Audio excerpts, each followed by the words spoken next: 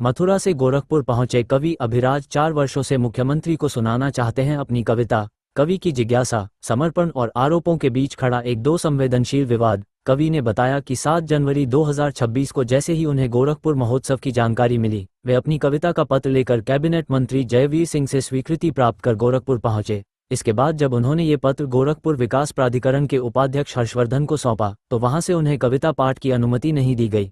15 जनवरी को पूरे दिन मंदिर परिसर में योगी आदित्यनाथ अग्रवाल। अविनाश जी, क्या कहाँ से आए हैं और क्या मामला है इसके लिए इसके साथ? मैं मथुरा जिले का रहने वाला हूँ और मैं फिलहाल मतलब एक कविता मैंने माननीय मुख्यमंत्री योगी आदित्यनाथ जी के ऊपर पिछले 3-3.5 वर्ष पहले रची थी।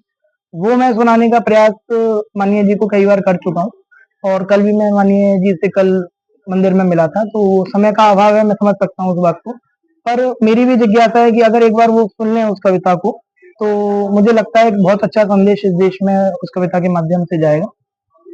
क्या क्यों सुनाने में क्या दिक्कत हो रही है? दिक्कत तो देखिए कोई प्रॉपर चैनल नहीं मिल पा रहा है कविता सुना पाने का, और मैं समझ सकता हूँ कि भाई प्रदेश की जिम्मेदारी है और जिम्मेदारी माननीय जी जिस स्तर से निभा रहे हैं उस स्तर से मुझे नहीं लगता आज तक कोई निभा पाने में सक्षम हो पाया है, हो पाए हैं। पर एक अपना मानक माननीय जी का अपनी जिम्मेदारियों को पूरा करने के लिए है, तो वो हर इंसान की अपनी एक सोच होती है। तो हो सकता है उन्होंने कविता को इतना प्रायोरिटी ना देखकर पहले जनता की सेवा को प्रायोरिटी दी, तो इस वजह से उन्होंने मुझे 5-6 बार मेरी उनसे व्यक्तिगत मुलाकात हुई, मैंने अपना रखा विषय उनके आगे, तो उन्होंने हर बार बोला कि भैया अभी कविता का समय नहीं है, बाद में सुनाना।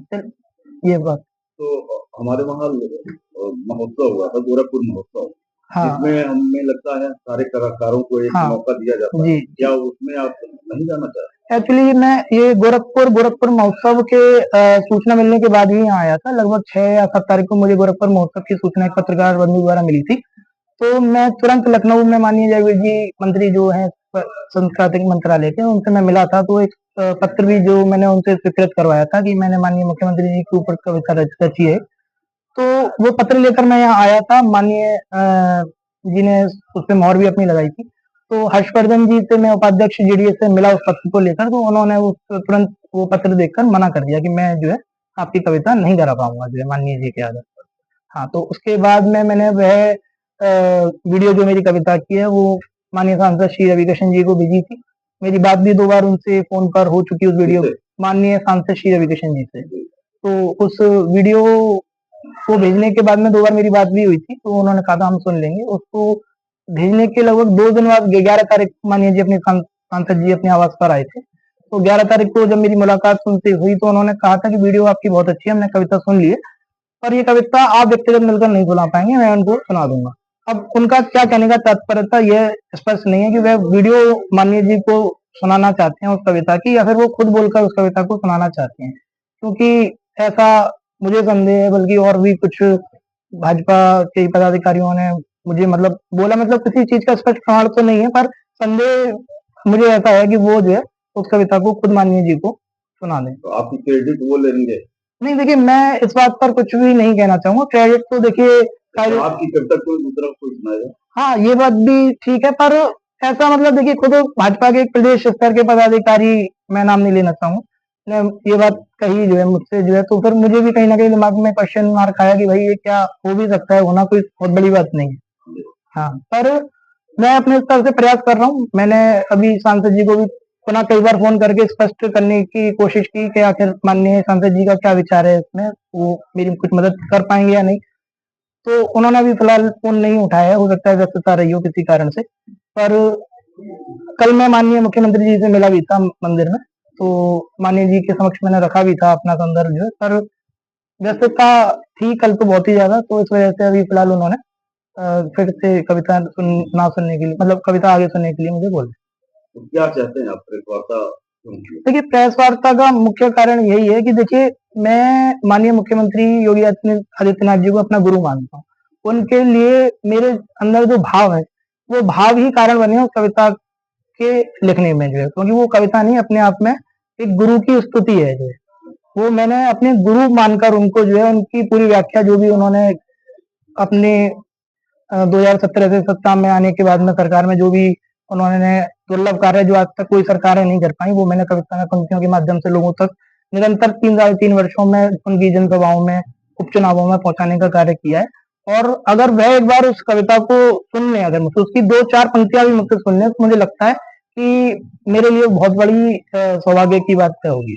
क्या आप चाहते हैं कि मीडिया के माध्यम से या हम लोग के माध्यम से आपके माध्यम से बस एक मैं यही माननीय मुख्यमंत्री जी तक संदेश पहुंचाना चाहता हूँ कि देखिए, आपके लिए जो मेरे दिल में भावना है वो मैं दिखा तो नहीं सकता हूँ, पर मेरी कविता अगर आप सुनेंगे तो फिर मुझे लगता है कि आपको मेरे दिल की भावनाएं जो है पूरी तरीके से मालूम पड़ जाएंगी। माननीय रक्षा मंत्री श्री राजनाथ जी से भी मैं अटूट प्रेम करता हूँ। उनके ऊपर भी मैंने एक चरित्र जो है कुछ दिन पहले लिखा था, कि मैंने दिल्ली आवाज पे उनको सुनाया था। माननीय रक्षा मंत्री जी भी कविता सुनने के बाद जो है बहुत प्रसन्न हुए थे। अपने आप में उन्होंने मुझे आगे भी लिखते रहने के लिए जो है बोला था। जो है मुख्यमंत्री जी से कितनी बार मुलाकात हुई है? मुख्यमंत्री जी से मेरी वर्षों से मुलाकात, माननीय जी का मथुरा आना लगभग बना ही रहता है, तो लाइन अप के वक्त मेरी दर्शन मुझे हो जाते हैं। यही मेरे लिए बहुत बड़ी बात है जो है, क्योंकि एक मेरा मानना है कि मैंने किसी विग्रह के दर्शन करे, अगर किसी तीर्थ के विग्रह के दर्शन करे और मैंने उनके अगर व्यक्तिगत मिलकर दर्शन कर लिए, तो मेरे लिए तो अपने आप में देवता के दर्शन के समान है। क्योंकि मेरा क्या,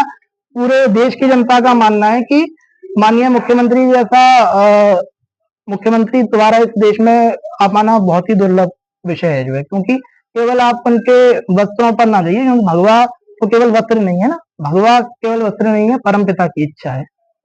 इसे पहनकर जिंदा रहना सबसे बड़ी परीक्षा है।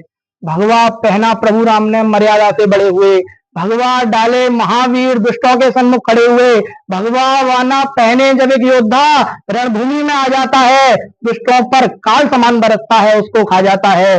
भगवा वाना पहने जब एक युवक अंग्रेजों से टकराता है, 23 वर्ष की अल्पायु में भगत सिंह बन जाता है। और भगवा की ताकत को ना कम समझो, भगवा की ताकत को ना कम समझो, अब हर घर भगवा लहराता है। और ये भगवा की ताकत ही है दोस्तों, जो 500 वर्ष बाद भी पुनः वही राम मंदिर बन जाता है, पुनः वही राम मंदिर बन जाता है।